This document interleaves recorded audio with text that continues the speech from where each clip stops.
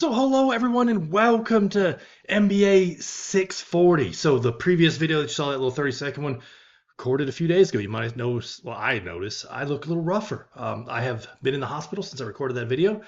Just got out last night, been home about 12 hours. But hey, school goes on, whether we want it to or not.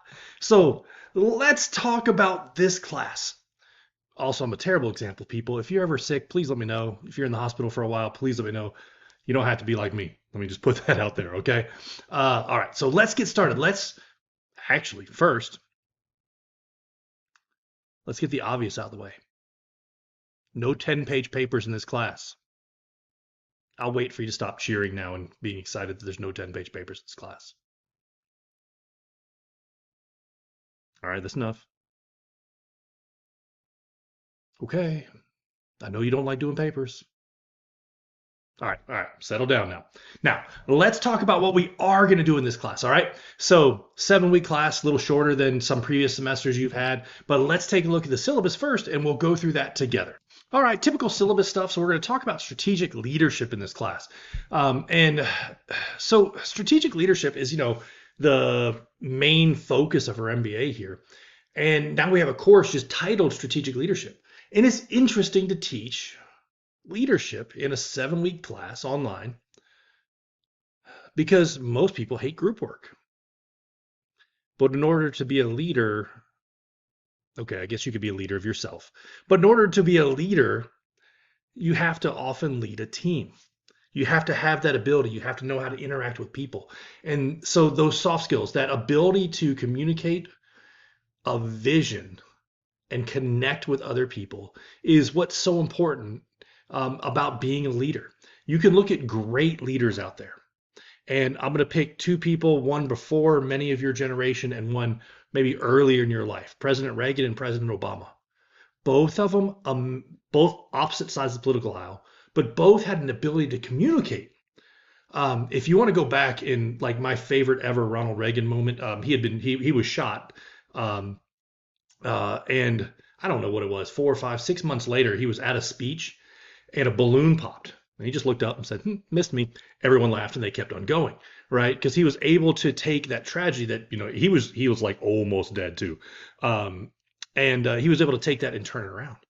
And I think all of you remember President Obama's ability to communicate. He had some great moments as well where he could take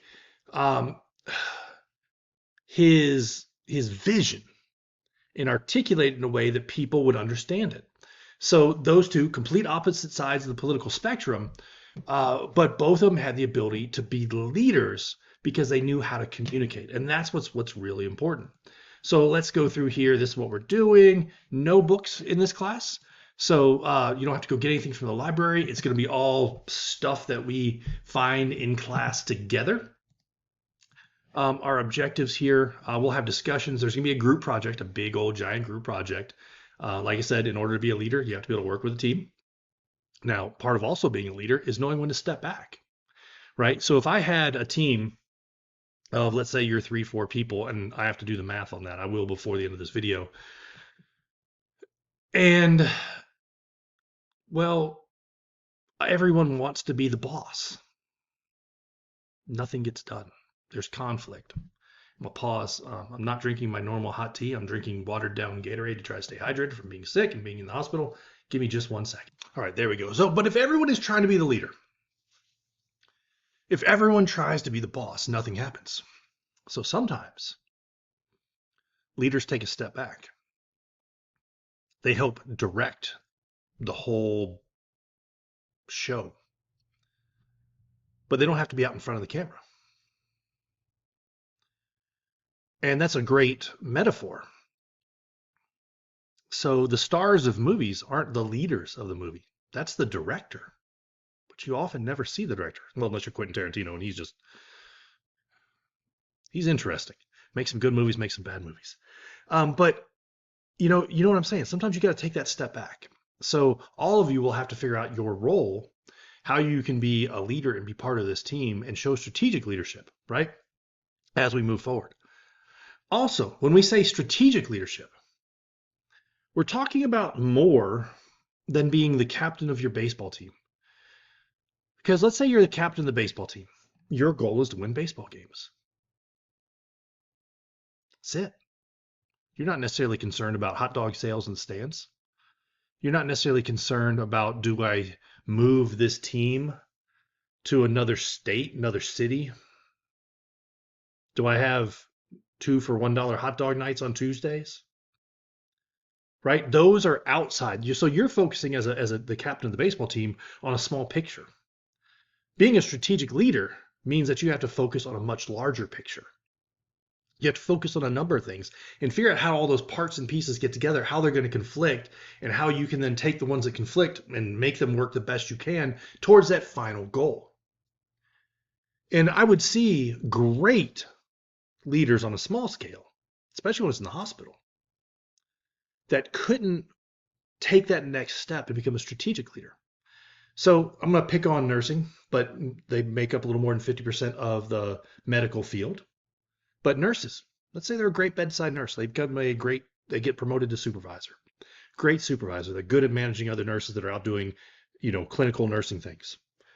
They get promoted to manager. All of a sudden, they still got to deal with the budget, but they're really just working in their own department. And they're great at it. But they don't see why and how other parts of the hospital and what happens there impact them. That, yeah, maybe your budgets, you're making tons of money in your department, but you have to help fund the emergency department because emergency departments always lose money in every single hospital. You don't think that's fair. You make money, so you should be able to get all the new toys you want. So then you're constantly fighting against the rest of the upstream. You're constantly swimming upstream. You're constantly battling against the actual strategic goals because you can only focus on your smaller goals. So that's where strategic leadership gets really, really interesting, is trying to figure out how to take that next step. All right, so we'll have discussions, like I said, article reviews, group projects, and video assignments. This one right here. All right, discussion boards, you know how to do those already. You know what? I'm going to go add in, I added it in most other classes, the AI component of the syllabus. And I didn't do it in this one because, well, I was in the hospital. Let me do that right now. There we go. I got it. So AI, I expect you're going to use it. Not a problem. I have no problem with using AI to help create outlines, to help come up with ideas. What I have a problem with is when you submit AI as your own work. That would be problematic, right? So you can read through the AI. You can use AI tools in this class. I have not a problem. Just don't submit as your own work. Cite it appropriately, right? Now, this is the important part down here. Any assignment created with or without the use of AI is subject to a verbal review, right? So basically, if you turn something in and I suspect it's created with AI, what will happen is we'll have a one-on-one meeting. Could be in person, could be on Zoom, could be on whatever. And I'm going to ask you, without notes, without anything in front of you, to walk me through your work. If it's your work, your thoughts, your ideas, not a problem. But every semester I find people who then stumble through what it is. If you can't adequately explain it, I'm just going to make the assumption that you used AI, and then you'll get a 0 on the paper, possibly the class, depending on what's going on in following our own academic integrity policy. So that's that. All right, so use AI, use it appropriately. Simple as that. All right, so now let me check one thing. So we'll walk through the week syllabus quiz. You know what those are. You've done that. Hopefully, please do it. In case no one's ever explained it to you, let me make it look prettier. Got to do that. The reason that we do syllabus quizzes is because that's how we prove to the federal government that you attended class, which means we can then process, people's financial aids, loans, and all that kind of other stuff. So it's really important that you do that, or it messes up all kinds of things. All right, so that was the introductory video. You've seen that one. This is this video. Oops.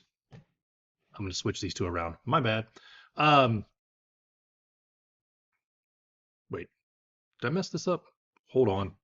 Yeah, that's my bad. I got them out of order. I'll fix that before you see it, before you get to class. Anyway, so there's an introduction discussion. It's a shorter discussion. Today's lecture, you're watching that. Like I said, I'll switch these around. There is a more thorough discussion that talks about a number of different quotes, right? So these are a number of different quotes by somewhat famous people. Some of them are more famous than others. Some of them are pretty controversial people. However, their quote might be pretty good. just because you're a horrible person doesn't mean that you can't have a really good quote about a topic sometimes. Um, like I might say something genius about particle physics one day, right? Just because I don't know anything about particle physics doesn't mean that one day something brilliant might not pop out. So anyway, so this is your main assignment this week, which is really to talk about, and you'll see this is a bigger assignment with 1,000 words, right? And then 2 follow-ups. So that's the main assignment this week. And then let's look at the groups and how that'll work. So with 12 people in the class, the groups are pretty easy, right? There's just a group sign up link. You can go in here. Anyone should be able to edit it. If you can't, please let me know. Should be able to. And just sign up. What is this? How do I do that? Let me just delete cells. Yeah, there we go. So you'll be able to sign up in one of 4 groups. Sign up in groups of 3. All right. If you don't sign up, well, I will sign you up. And if for some reason all of you want to get in a big fat argument about it, I'll give you groups. Not a problem. But you'll be working with this group for the rest of the semester. So you probably want to find people that maybe you have similar schedules to or have worked with in the past or whatever else. If you have problems with that, let me know and I'll fix the groups. So I will give you the opportunity to sign up for groups in week 1 on the first day of week 2. Well, maybe like the 3rd day of week 2. I will have the finalized groups, right? Because they're due Friday. Give me over the weekend by Monday. By Monday morning, I'll have your finalized groups for you if there's any problems. And then in week 2, we'll get started on the work, the rest of the work for this semester. All right, so one last thing, because I always need to say this because everyone seems to forget. Not a big deal. One of those things. Don't forget, this is an Edpuzzle. Edpuzzle is stupid. And even though AI and other things are getting better, Edpuzzle has not. And if I put in open-ended questions at the end, it grades it as a 0. So you will have a 0 on these videos until I go back and grade them. It's not a big deal. I put them in a part of the grade book that doesn't count against you. So yeah, don't forget about that. So if you see a 0, it's fine. No big deal. If you ask me about it through the semester, I'll probably remind you that I said this now. I would bet I get asked this 2 or 3 times every single class, every single semester. It's just one of those things that people forget. They see a 0 and panic for a second. No big deal. But that's it. Let me know if you have any questions. If not, good luck with this week's work, and I'll see you on the other side.